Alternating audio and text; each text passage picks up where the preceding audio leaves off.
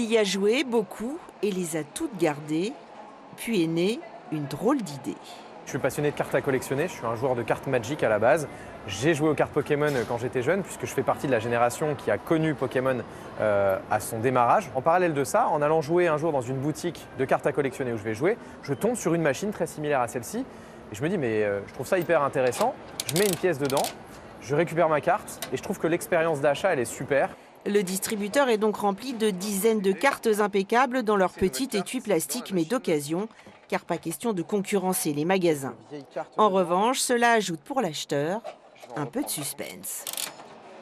Il ne sait pas ce qu'il va tirer. Il peut potentiellement tirer une carte qui est très vieille et donc avoir la surprise de dire « Ah bah tiens, je retrouve un Pokémon de la première génération », chose qu'on ne pourrait pas trouver dans les magasins en achetant du neuf traditionnel. Et dans ce distributeur très basiquement mécanique, ce spécialiste de l'intelligence artificielle a installé un boîtier numérique. Une grande première qui permet une gestion efficace de cet appareil.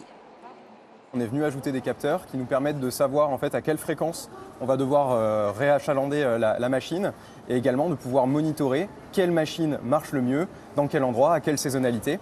Il se vend aujourd'hui encore 117 millions de ces cartes par an en France. Un tel distributeur peut donc profiter à tous les commerces autour. Pokémon attire énormément de trafic et la personne qui va mettre 1-2 euros dans cette machine, potentiellement c'est soit la pièce de son caddie, soit pour se dire je vais pouvoir faire mes courses tranquillement en occupant mon enfant avec une carte intéressante. 20 autres machines vont bientôt être installées.